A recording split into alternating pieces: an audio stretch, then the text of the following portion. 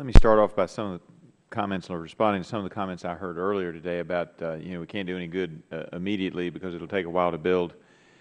And I'm reminded that they believe that there's a lot of natural gas, maybe some oil, off the coast of Virginia, and that in 2004, when I was a member of the Virginia House of Delegates, we begged, let us start on the research, let us get going, and the criticism then was it will take 6 to 7 years, it's not going to do any good.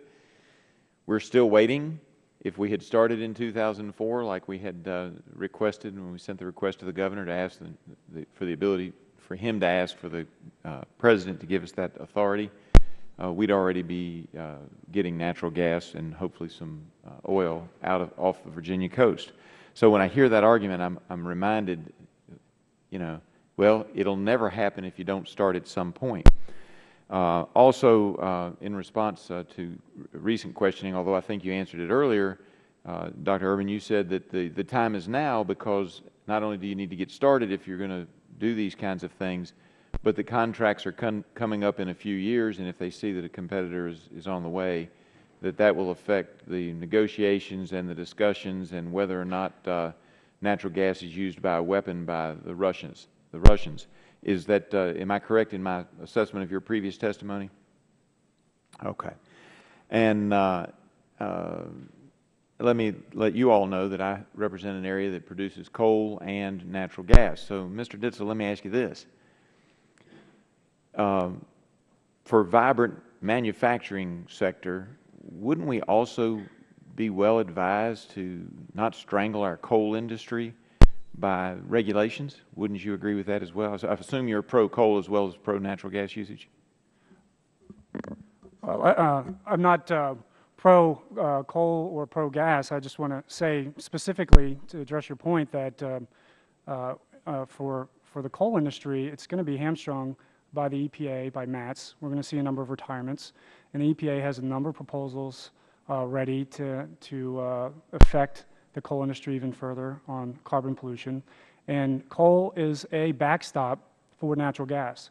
So if there's not a lot of options, the gas prices will rise as a result because there's no backstop to relieve the gas. Specifically in the electricity market, it's nuclear and wind, and those are expensive options.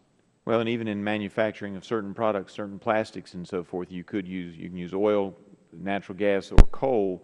And so we're negatively impacting the market that way. And would you also advocate that we not export coal for that same reason, so we'd have a greater supply in the United States? Well, to address your point about coal and the use of coal for chemical processes, we've seen that in China, and China has put our technology in the U.S. to good use. And their chemical industry is built primarily on U.S. technology using coal. But we can't do that here in the U.S. because of a lot of the regulations associated with using coal in industry. And I appreciate that. And we certainly don't want to hurt our manufacturing sector if we can help it. But clearly it's under assault from a number of different directions. Dr. Montgomery, if I could ask you, previously in some of your testimony back in April of 2013, you indicated that it looked like prices, if we exported, might rise 25, 50 cents, somewhere in that range. I think you said today it looks like it might be $1. Is that accurate? Somewhere in that range if we export? Yes. If we export, I would say across most of the scenarios that we looked at, we either had no price increase because it didn't turn out to be economic to export. Certainly, if we had $8 gas in the United States, nobody would want to buy it overseas.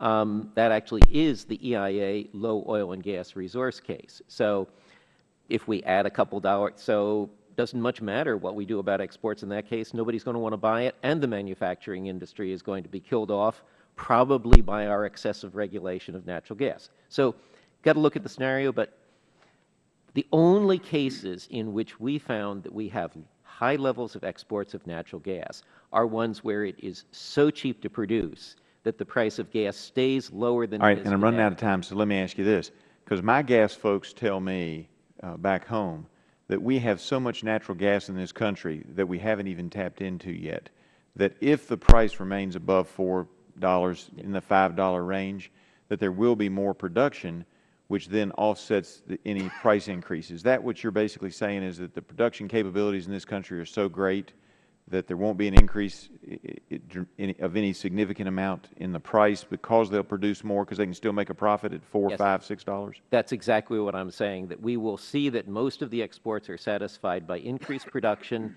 There won't be much of a price increase, and whatever price increase there is going to be far less than the cost advantage manufacturing already has over those poor rivals who have to import the gas and pay as much to move it to their countries as it costs us to buy it here.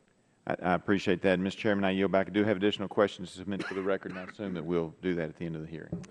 Absolutely will. Thank you. And the gentleman from New York is recognized for